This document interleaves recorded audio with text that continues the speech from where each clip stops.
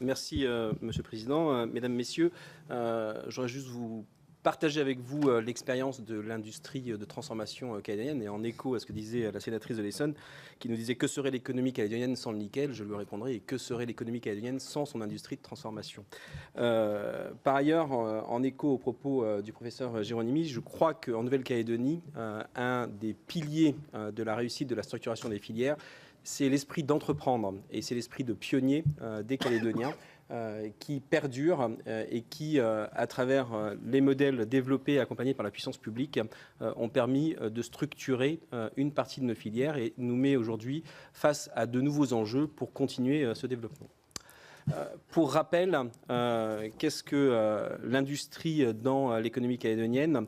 2800 entreprises, dont 700 entreprises employantes, 15 400 salariés du privé et 16% de la valeur ajoutée de PIB. Donc c'est aujourd'hui l'industrie calédonienne, c'est le premier employeur privé du territoire calédonien. Cette industrie, elle s'articule autour de 3 secteurs principaux. L'industrie du nickel, dont on a beaucoup parlé déjà, et qui représente en fait que 3% du PIB en 2015. Estimé, parce qu'on a quelques problèmes pour mettre à jour régulièrement nos chiffres avec notre institut des statistiques.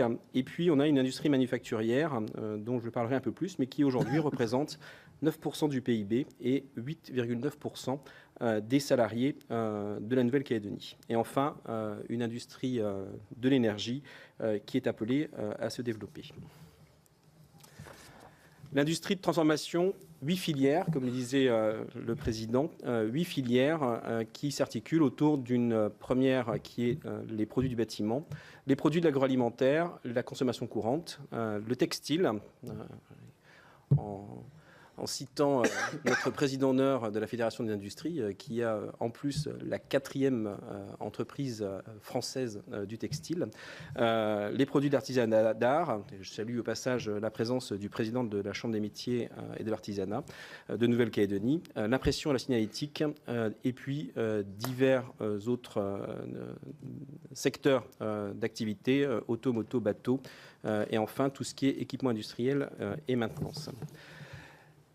Si cette industrie manufacturière s'est développée en Nouvelle-Calédonie, je l'ai dit, c'est sûrement grâce à l'esprit d'entrepreneuriat et de pionnier des industriels calédoniens, mais c'est aussi grâce à l'accompagnement d'une politique publique qui s'est développée au moment des événements des années 80 et de la volonté à la fois de M. Tjibaou et de M. Lafleur qui ont voulu effectivement mettre du développement économique pour faire face aux difficultés institutionnelles et civiles.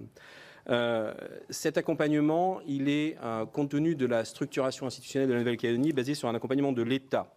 Je ne développerai pas l'importance de la défiscalisation métropolitaine, mais aujourd'hui, ça représente pour le financement des projets d'entreprise 53 milliards de francs pacifiques en 2013, dont 8% pour l'industrie manufacturière, et des outils de financement qui sont essentiels, même si pas toujours performants aujourd'hui, comme l'AFD, BPI. Je ne dirai rien de plus sur BPI, parce qu'autrement, le directeur de BPI Île-de-France me sermonnerait à nouveau, l'IOM et les banques, et je ne développerai pas notre positionnement sur les carences du système bancaire en Nouvelle-Calédonie, mais c'est un élément essentiel qui nous manque. L'accompagnement de la Nouvelle-Calédonie, en Nouvelle-Calédonie, et c'est un des points essentiels de l'accompagnement pour le développement de l'industrie de transformation, l'accompagnement de l'économie est essentiel. Nous avons toujours en Nouvelle-Calédonie un système de fiscalité à l'entrée, c'est-à-dire que c'est sur une taxation à l'entrée que se fait le système fiscal au calédonien, même si nous sommes en cours vers une réforme type TVA, qui a du mal à accoucher. L'accompagnement de l'industrie de transformation se fait par un système d'exonération de taxe générale sur l'importation. L'importateur est taxé, paye sa TGI. Le producteur local ne paye pas de TGI sur ses matières premières et ses emballages, ce qui lui permet d'acquérir un avantage concurrentiel par rapport à l'importateur. Il y a aussi un dispositif de protection de marché qui permet, sous forme d'un dispositif soit tarifaire, avec une taxe à l'entrée pour les produits importés alors qu'il y a une transformation locale, ou un dispositif quantitatif, puisqu'on peut avoir soit un système de quotas ou un système de stop sur les produits importés quand il existe une production locale. Enfin, un dispositif de défiscalisation locale qui permet d'accompagner, en plus de la défiscalisation nationale, l'investissement productif en Nouvelle-Calédonie. Enfin, les provinces, et je ne pourrais pas ne pas citer les provinces compte tenu de la présence de la première vice-présidente de la province sud de Nouvelle-Calédonie en charge du développement économique. Les aides financières à destination des PME et micro-entreprises représentent aujourd'hui 4,8% du montant des aides financières des provinces et sont un élément essentiel pour accompagner le développement de l'industrie de transformation.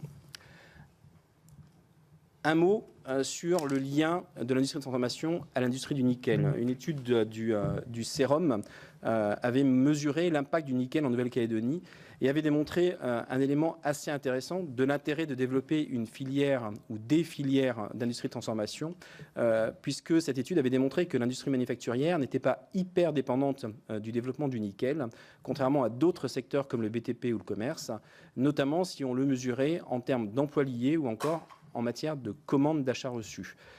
C'était donc une démonstration assez intéressante pour essayer d'arriver à développer d'autres secteurs que le nickel en Nouvelle-Calédonie, qui permettaient d'accompagner le développement économique de la Nouvelle-Calédonie sur les années à venir. Et en tous les cas, c'est ce qui devrait donner aujourd'hui envie d'investir dans cette industrie et de développer l'export de nos produits fabriqués en Calédonie. Je ne sais pas si on peut m'aider pour, juste pour vous donner envie de cette industrie et ce qu'elle est aujourd'hui. Un tout petit film d'1 minute. C'est le film, s'il vous plaît.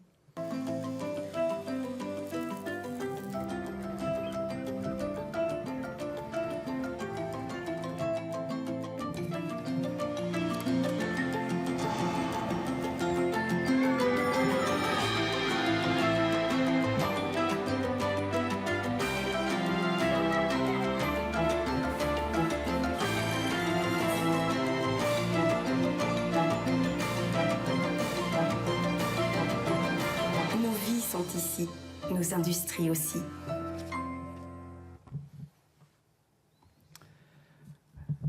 En conclusion de ce petit film, on a aujourd'hui un merveilleux outil de transformation en Nouvelle-Calédonie. On est aujourd'hui face à un enjeu qui est important, c'est comment relancer la structuration des filières existantes qui ont été accompagnées par les dispositifs que je vous ai cités. 2 points importants pour y arriver. 1, la volonté des acteurs économiques. Cette volonté des acteurs économiques, elle s'est exprimée par des états généraux de l'industrie qui se sont déroulés fin novembre 2017, par la création d'un cluster qui s'appelait Avenir Export initialement, aujourd'hui s'appelle NCTNI, New Caledonia Trade Invest, qui a la volonté d'accompagner, entre autres, les industriels pour exporter au niveau régional, et puis la structuration des filières amont et aval dans certains domaines. Enfin, la recherche d'une volonté politique au niveau du gouvernement de la Nouvelle-Calédonie et des provinces, mais aussi aujourd'hui au niveau de l'État. Quelques mots sur l'état général de l'industrie. L'idée, c'est de révolutionner l'industrie calédonienne et donc de travailler sur 6 axes de travail. Pendant 2 jours, nous avions enfermé dans une salle une centaine de personnes qui représentaient pour moitié des industriels, pour moitié des non-industriels, de représentants de la société civile. Et donc de réfléchir sous forme d'intelligence collective sur ce que devait être ou ce que pourrait être cette industrie à échéance de 5 à 10 ans. 17 propositions à fort impact sont sorties de ces états généraux de l'industrie. 10 projets, donc ces 17 propositions à fort impact se sont transformées en 10 projets qui sont aujourd'hui déployés par un comité de déploiement des états généraux et donc pour lesquels nous avons des chefs de projet. Et quelques exemples de ces projets. Un de ces projets, c'est d'arriver à développer des solutions logistiques mutualisées pour les industriels calédoniens. Un autre projet qui devrait aboutir à moyenne échéance, c'est par exemple d'avoir un logo lié à des produits fabriqués localement et donc une charte d'engagement des industriels sur le sujet. Le deuxième axe qui est important pour structurer cette future industrie calédonienne de transformation, c'est l'export. Il y a 4 ans, en Nouvelle-Calédonie, on nous disait, à nous industriels, qu'à part exporter du nickel, on était capable d'exporter rien du tout. Et il y a plusieurs industriels qui ont dit mais non, nous on y arrive. Et puis il y a une étude de la Chambre de commerce et d'industrie de Nouvelle-Calédonie qui avait démontré qu'en fait il y avait 18% des industriels qui avaient déjà engagé des démarches d'export dans la région. Et donc un cluster a été créé. On était 3 autour de la table le jour où il a été créé. Il y a aujourd'hui plus d'une centaine d'adhérents à ce cluster, dont des fédérations patronales, des chambres consulaires, etc. Et puis, ça a été accompagné par un plan stratégique du gouvernement de la Calédonie qui s'appelle OSE, et donc qui a fait de ce cluster son bras armé pour accompagner les industriels et maintenant d'autres entreprises à exporter. Le résultat, il est assez surprenant, juste en matière de success stories entre 2016 et 2018. 2016, 18 réussites à l'export pour des entreprises calédoniennes. 2017, 39. 2018, à la date d'arrêté de ces travaux, 64 succès d'export. Notre zone d'intervention, eh bien, aujourd'hui, évidemment, Australie, Nouvelle-Zélande, tous les pays de l'arc mélanésien, et puis quelques acteurs historiques, comme le Japon, Taïwan. Aujourd'hui, la Nouvelle-Calédonie exporte à Taïwan. Aujourd'hui, la Nouvelle-Calédonie exporte du textile en Chine. Donc, quand on veut, on peut. Sur la structuration des filières, c'est aujourd'hui un réel enjeu pour la Nouvelle-Calédonie et pour nos filières de transformation. 3 exemples rapides. Le riz. Historiquement, en Nouvelle-Calédonie, on a un producteur, un transformateur, donc qui importe sa matière première de riz et qui met sur le marché calédonien du riz transformé. Aujourd'hui, la Nouvelle-Calédonie, notamment la province sud, avec sa politique de stratégie agricole, a décidé de lancer des travaux en s'appuyant sur la technopole pour cultiver du riz en Nouvelle-Calédonie. Et l'avantage, c'est qu'on a le débouché naturel pour pouvoir écouler cette production du riz. Et donc, effectivement, c'est un enjeu de structuration. À partir du moment où on aura les rendements nécessaires et la qualité nécessaire, effectivement, on pourra alimenter en matière première le transformateur de riz local. Même chose, je ne développerai pas en matière de béton et ciment. Donc, c'est effectivement une filière qui se structure aujourd'hui en Nouvelle-Calédonie. Et puis, je ne pourrais pas ne pas parler de la filière la plus complexe que j'ai à gérer à la Fédération des industries de Nouvelle-Calédonie, celle du chauffe-eau solaire, qui, compte tenu des nouvelles réglementations qui sont en cours de mise en œuvre en Nouvelle-Calédonie, attise les appétits de l'extérieur de la Nouvelle-Calédonie et effectivement a tendance à déstructurer une filière qui devrait naturellement se structurer en Nouvelle-Calédonie.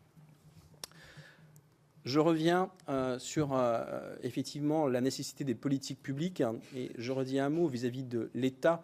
Avec beaucoup de nos correspondants de l'État, ils nous répondent mais la Nouvelle-Calédonie est compétente en matière de développement économique puisque ce sont les provinces qui sont compétentes en matière économique. Ce à quoi nous répondons, nous, industriels, n'oubliez pas que l'État a des outils d'une puissance sans nom que nous n'avons pas en Nouvelle-Calédonie. La défiscalisation, je pense que tant que nous n'aurons pas trouvé autre chose que la défiscalisation, il faudra maintenir ce dispositif pour les territoires d'outre-mer et entre autres la Nouvelle-Calédonie. Mais BPI France, tous nos correspondants en France métropolitaine nous disent que BPI France est un outil d'une puissance sans nom. Alors on a réussi en Nouvelle-Calédonie à implanter laborieusement quelques outils de BPI France. Il faut que la Nouvelle-Calédonie, accompagnée par l'État, passe maintenant à la vitesse supérieure pour qu'on aille mettre un coup de pied dans la fourmilière du monde bancaire calédonien, accompagné par BPI France. Bien sûr, le gouvernement calédonien et les provinces ont leurs responsabilités et doivent accompagner un développement stratégique pour relancer la structuration des filières existantes. Un petit point, depuis quelque temps, en Nouvelle-Calédonie, on a une autorité indépendante, une autorité de la concurrence de Nouvelle-Calédonie. C'était quelque chose qui était appelé des vœux des industriels calédoniens. Je ne vous ferai pas le débat sur le grand droit de la concurrence et le petit droit de la concurrence. Quoi qu'il en soit, cette autorité de la concurrence, avec cette vision, c'est par la concurrence totale et complète que passera la régulation des marchés. On a une vraie question, un vrai modèle à construire avec eux.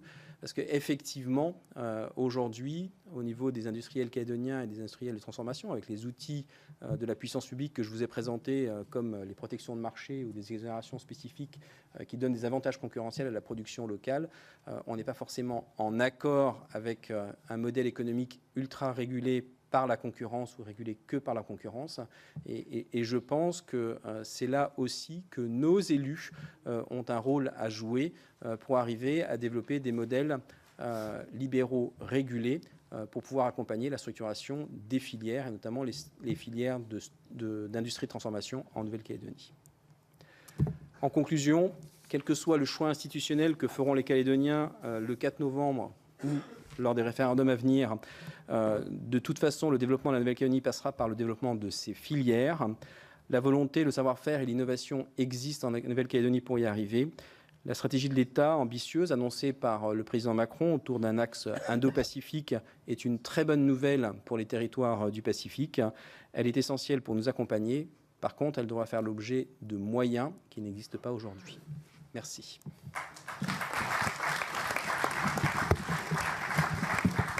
Merci beaucoup pour cette belle démonstration. Il y a des enseignements.